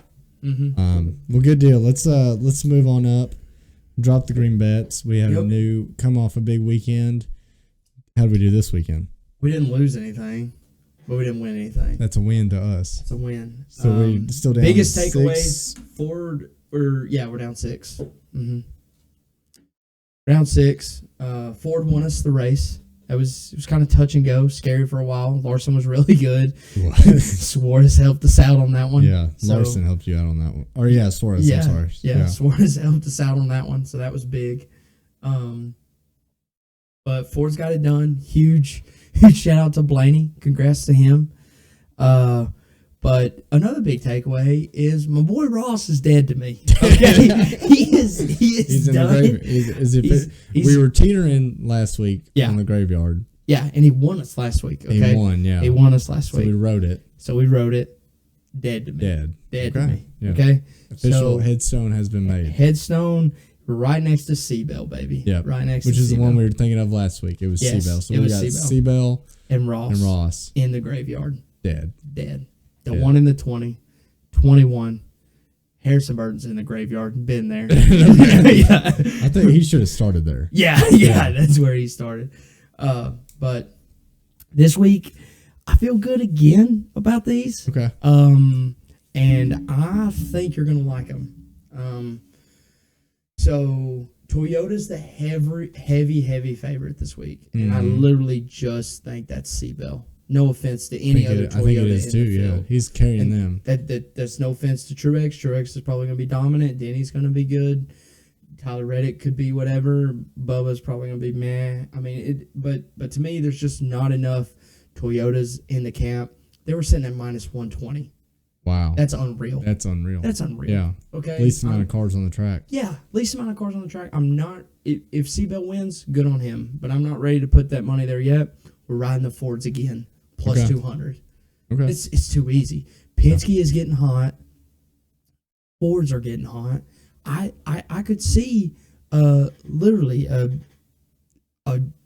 Joey Logano win. I know I keep saying it, but I'm telling you it's going to happen. We hit it on our very first episode. He needs it. It's an even numbered year. Yeah. And he needs to start performing. Yeah. No, he's below the cut line. Yeah. Right now. Wild. So insane. But so Ford's going to be there. Blaney's going to be strong again. I could see him going back to back if they come out with a good car, realistically. So 1 unit plus 200, that's our money back right there. So that's what we won last week. We win that one, we're in huge. We're in really good shape. This one, running it back again, same guy, Brad K, top 5. Okay. Brad K has been super good here in the past. With the Fords being so dominant, I feel like, hey, this is where you need to qualify. Don't get into all these shenanigans going on elsewhere. Drive your race car around that track and do what Brad does best, and that's finish top 5. Okay? Yeah. That's what he's going to do. He's plus 250 for a top 5. Solid. That's so solid. I feel like that's so doable. 1 unit on that. We have 2 units, and with the last one, I'm not even sweating those first 2 because this one's so money, dude. This one's so money. Okay? Alex Bowman, top 10. 10, yes, Top 10. Finally. Top 10. I feel like you've waited so long. What do you think the odds are? You know, it's I always wonder if the books have caught up to it or not. Let's say plus 110. Plus 220. Oh yeah, you gotta take it. Yeah. You gotta take it. 220? 220? Yeah. They haven't been watching. No. What's he got? 8 in a row? He has. Yeah. He's tied for the most top 10s on the year. Yeah. Yeah. And people say he should be replaced. Yeah. All right. No. No, we're not gonna get into that. No. Bowman is about to be our savior. Okay? He is coming up out the grave. We put 2 people in the graveyard. Yeah. Granted, he was never in the graveyard, but somebody's got to come out of the graveyard. Right. You know what I mean? Yeah. And rise and be our savior. It is Bowman this week. We are sweeping the weekend right now. Do you know how big that would be? Be huge. That would be huge. Then we can start making money. Yeah. Yeah. Yeah. Well, I don't. I'm kind of like Corey, where I don't want to. I want to finish 30th. And Right. Yeah. So, You gotta feel bad for us. Yeah. We can't be over here winning all the time. No. You know? We could be up 400 units or I something. want the That'd be TV on me ridiculous. while I'm running 27th. Exactly. Yep. No, I'm with you. Okay. No, those are really good. I'm leery because Christopher Bell is just he dominates this place. He is, but he's in my graveyard. If I bet on Yeah. him, I might just put $5 on him so we can just lose it. Because if I bet on him, he's not winning anything. Yeah. You know what I mean? Counteract it. Yeah. Exactly. Yeah, those superstitions. Mm-hmm.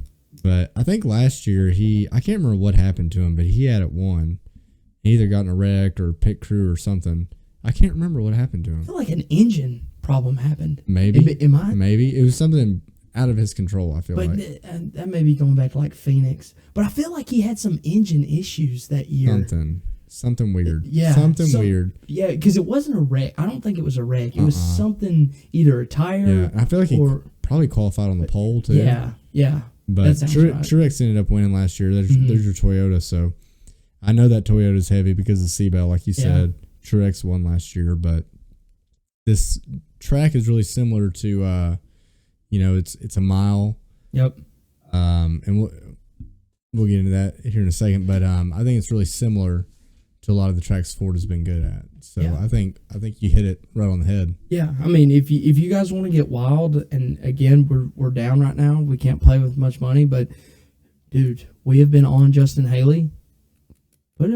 Sprinkle a little on Justin Haley top 10. And he's I wonder gonna find it. I wonder if they're on to him. Like, I wonder what his odds are. Oh no, you want me to check right now? Let's check real quick. I feel like they'd be similar to Bowman's almost, because I think they nerfed him a little bit. Haley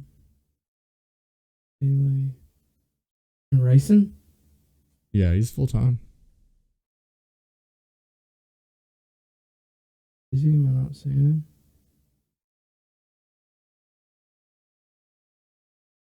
Justin Haley plus 850. That is our go-to bet. Oh god, that's what we hit on Carson plus 850. Oh so man, you know what? You heard it here first. I'm sprinkling half a unit. We're going 3.5 units this week. What if you half unit Alex Bowman, half unit? Dude, I feel so confident in Alex Bowman that I want to so make some money. We're gonna change it up this week. Yeah, we're gonna add another half unit on Justin Haley plus 850. Plus 850. Top 10. Yeah. Why not? Yeah. Why not? He hasn't given us any reason not to. We would be the only podcast that I've seen that have hit 2 plus 850 bets. 2. This is insane. That is. Yeah. That is. That's not race winners. No. That is 2 top 10s. Race winner bets are for suckers. That's right. I really think they are. Yeah. We're here to make money. Mm-hmm.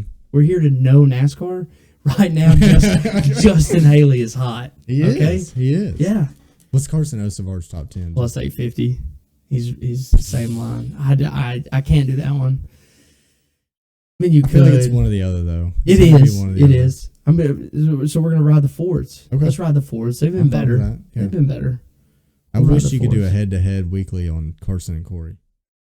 Dude, we would kill. I think Carson would be negative odds every week. Oh yes, yeah. Nuts. You want to know the matchups they have this week on FanDuel? It's probably based off the bracket. Is it? Usually. Bell Truex. One matchup. I have to pull my bracket up. It might take a little bit of Blaney time. Keselowski, Bush Berry, Elliott, Hamlin, Suarez, Todd Gilliland. Yeah. They're honestly really good at picking matchups. They're really good. You could just see Suarez screwing it up. Yeah, you could. But it seems like such a lot to be Todd Gilliland. Like, no offense to him, he's been really good. He's another guy. Yeah. He's another guy up there with Justin Haley in a Ford that you can be like, dude, he could get a top 10 this week. And Suarez is just not good. Not good. Not good. All right. Well, let's end this before we sprinkle more. I like those. Y'all check back next week because we're going to sweep them all. That's right. You heard it here first. We've already gotten into this a little bit, so it shouldn't take much time. Loudon. I still call it Loudon. Loudon? Yeah. That's what they used to be called. I felt like people just called it Loudon. Yeah, I think that's what it's called. Okay. Yeah. But now they're like New Hampshire Motor Speedway. Okay. I mean. But they call it the Wicked Mile. Yeah, the Wicked Mile. They say Wicked up there for everything. Wicked. That's Wicked Mile. However they talk. That was a horrible impression. It's not like that. No. But we said should cater to Ford. Flat, somewhat short mile. We talked about Seabelt owns the place. I expect him to be super fast practice qualifying. But he has the absolute worst luck. He does. Dude, and I'll tell you the other thing that I feel like does not get talked about. Like this weekend, something always happens to Seabelt, and he muscles that thing. And so they wrecked in practice. Right, they blew a tire, and I was going to put him in my fantasy lineup. I was still on my BS of they're not going to be able to pass. Yep. But then I'm like, well, if anybody can pass, we see this all the time, even at tracks where you can't pass, Seabelt can pass. No, it's not going to happen. And I didn't put him in my lineup. Dang. So anyway. I had Denny and Larson, so that was tough. Okay. Well, that's good. That helps me. But I just think even if something happens to him that's not catastrophic, don't count him out. No. And then the last thing I want to say on predictions, like we said, super flat, 1 mile track. But could Truex repeat from last year? He just announced he's retiring. Whether a decision like that was weighing on a guy like Truex, kind of doubt it because nothing seems to faze this guy. But does he make this announcement? No pressure, goes out, wins the race.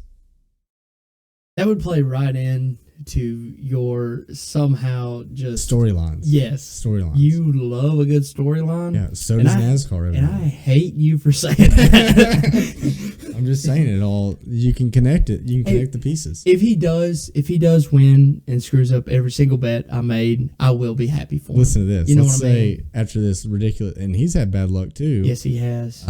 Terrible crew chief. Yep. Let's say he gets this win. Just announced he was retiring, goes on a tear, wins the championship, walks off. That might be the greatest thing in NASCAR history. It could be. Has anyone ever retired on top like that? Never. I'm pretty confident to say no. Yeah.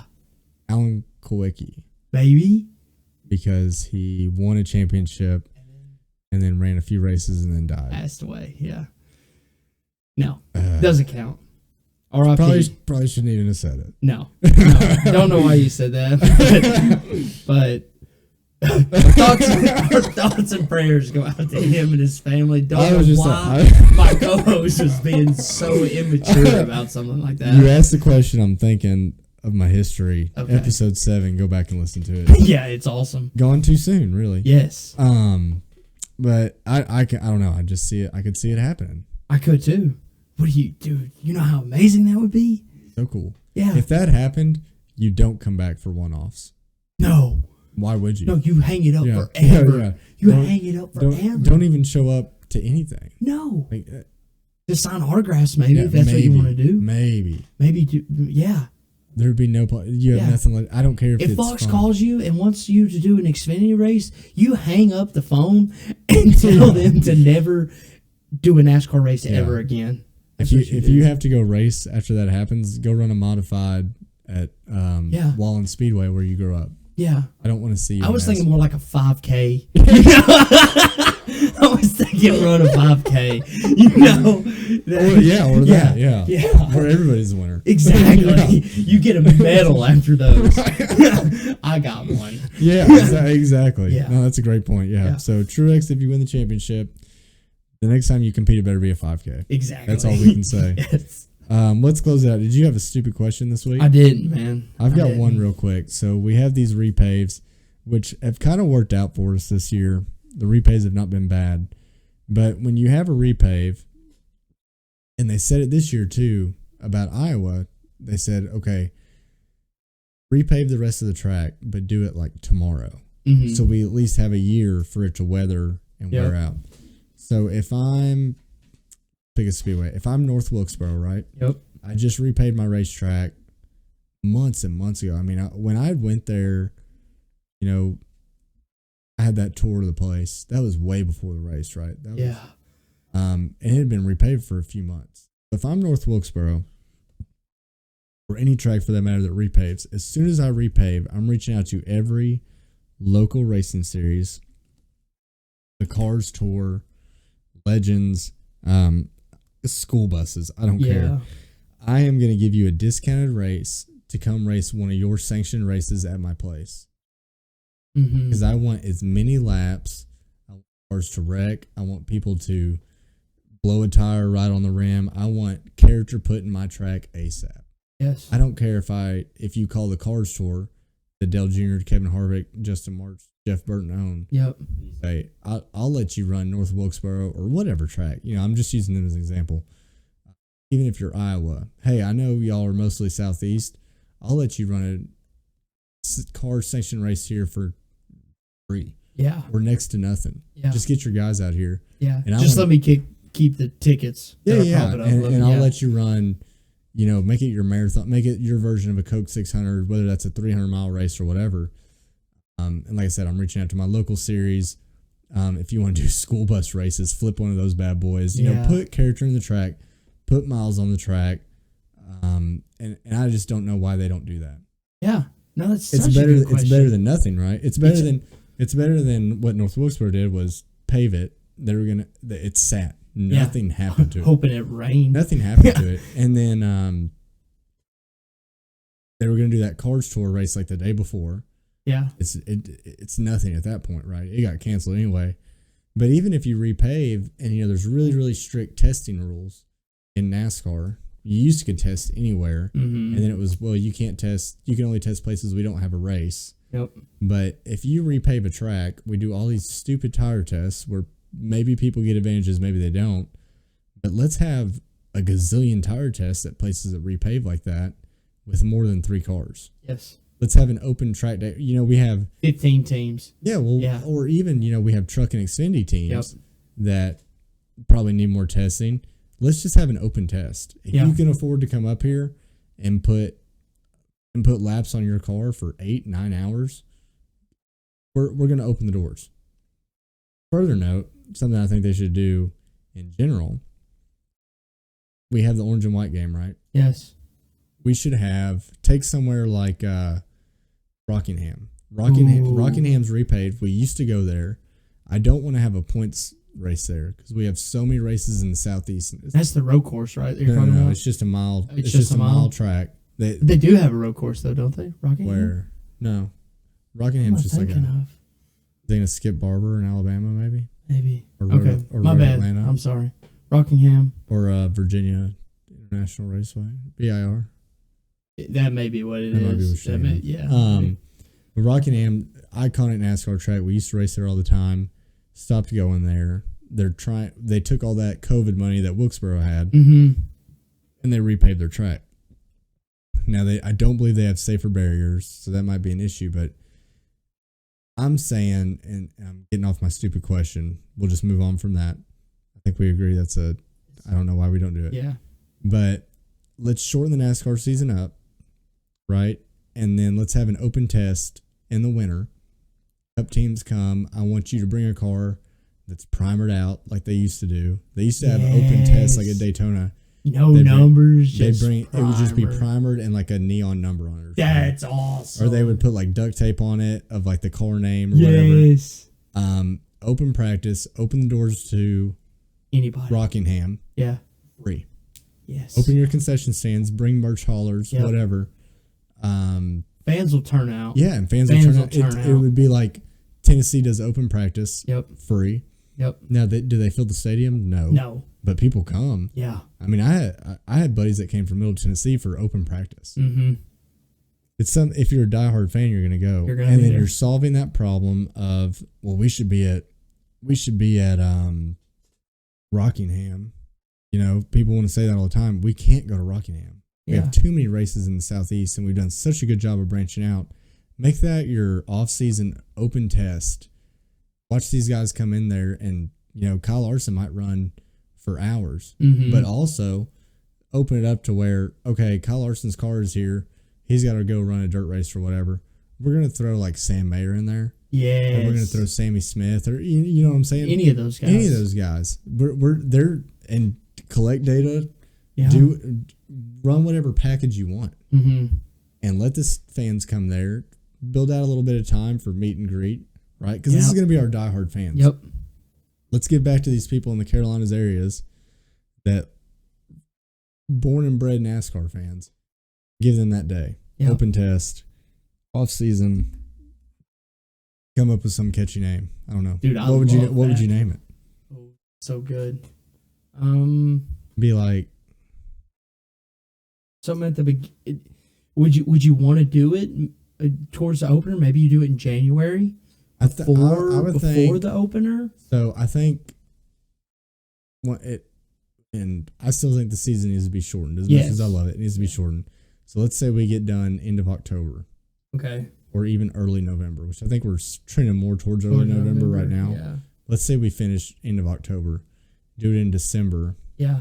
You're like NASCAR open holiday test or snows. Something maybe Christmas. Winterfest. Yeah. Which I think that's a thing. Bible thing. I think we all go to Gatlinburg and listen to gospel music for Winterfest. Winter Jam, that's what that is, right? There's two, but yeah. Two, yeah. Sorry. So we find some untrademarked name that has winter or snow or maybe jam. But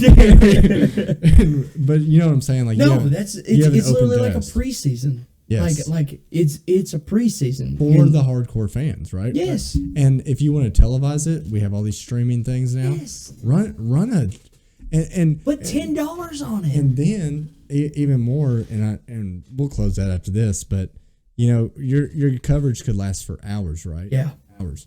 So bring on like YouTube guys like Eric Estep. Yep. You know what I mean? Put him in the booth and just shoot the shit. Yeah. Get Jeff Gluck on something. Yeah. Get Jordan Bianchi on something. Yes. Just fill these guys in and out, almost like they do with the 24 hours of Daytona or Lamar or whatever. They got people floating in and out everywhere. Make it so casual, so informal. Because once again, this is for our diehard fans. Yes. They're going to love that. They're going to know all those guys. They're not going to have to do any research. No. They're going to be like, oh, Jeff Gluck's on?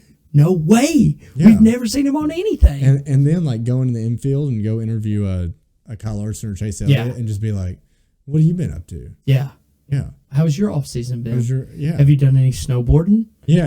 Like shit, dude. That's hilarious. Yes, you know what I mean? Would. You go to Chase Elliott, he's going to be relaxed. Yes. Because he's just there to hang out. And hopefully these drivers don't see it as a burden. No. You know, like let's loosen it up to where, once again, pull the track open for 6 hours or whatever. Yeah. If you don't even want to come, that's fine. But teams will come because here's the thing. You can say it's completely optional.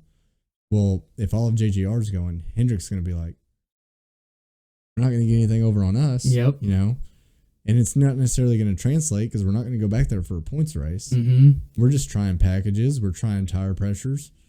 Whatever. Maybe we get some mock. Maybe you build in like some mock races or maybe even some, I forget what they call it. Time trials, maybe? Time trials or like at local short tracks, they'll do 1v1 races. They have a name for it. I can't remember, but like. That's cool. You could do stuff like a that. Shootout or something. Shootout, yeah, maybe that's what they call it. But I don't know. I think you can take that anywhere, honestly. No, I don't know why you're exactly right because if Hendrick wasn't to show up, that's maybe 50 fans that they lost. You know what I mean? Yeah. If you have it looks bad on them. It looks bad on them. If you are just hearing about this, and it's $20 to go see some racing at this track that you've lived by for forever, that NASCAR's never been to, you're going to show up and you're going to see Denny Hamlin on the track. You're going to go, dude, I like that guy. Yeah. I like that car. Where's the merch trailer at? You go to the merch trailer, you buy $50 worth of Denny Hamlin gear because you paid $5 to get into the track. Next thing you know, you're a lifelong Denny Hamlin fan. Right. You know? Or whatever, whoever it is. To me, you're exactly right. It's an untapped market that NASCAR never does. They want to say they give back to the fans. They don't. No. They don't. And here's the reason for our diehards that feel like they've been left behind. And they have a little bit of a valid point sometimes. But this is for you. Yeah. This is for our Carolinas guys Mm-hmm. that have been here forever. Maybe Show up. Show up. Yep. Yep. And we'll give you access. We'll let you do whatever. Mm-hmm. Open test. Yes. Winter jam. That's awesome. That's a great way to end. Okay. Yep. Well, episode 19, dedicated to our boy Truex, MTJ. Keep a lookout. Keep an eye out. Make sure you're back here next week because we're going to sweep every single bet. That's right. You heard it now. Yeah. But huge thanks to Spencer. Episode 20. Episode 20 coming up. Yeah. Who you going to do it on? We'll let them know now. Seatbelt, baby. Okay. Yeah. I'm going to do Tony Stewart. Yeah. Yeah. And we already covered him in 14, so we'll just touch on 20. 20. Heck We'll yeah. make it quick. I mean, this one was quick, right? Yeah, dude. We're only an hour 45 in, baby. That's not bad. No. But all right, well, just once again, I say it every week. Huge thanks to Spence. He's our producer. Hey, thank you, buddy. Gets it up and going. I just show up and talk, so I got it pretty easy. But thank you all you for to you watching. guys. Yeah. Thank you to you guys. Seriously, hey, we love doing this. We're gonna do it if you watch it or not, but share it with your friends. Yeah. We enjoy it, and hey, we're hoping. I know we've heard it from our friends and people off, but we're gonna get this thing on Spotify and Apple Podcasts, so it will happen. Stick with us on YouTube. If you show us some love on there, it makes it easier to make the transfer. Yeah. I know you don't believe it. It costs money. It's hard. We are funding this ourselves. Everything that you see here has been either purchased by me or him. Okay, Yeah. so If you care and you want to see all their faces in there, you gotta share it. exactly. You have to share. Get us out there. So thank you. Appreciate you. Share this week.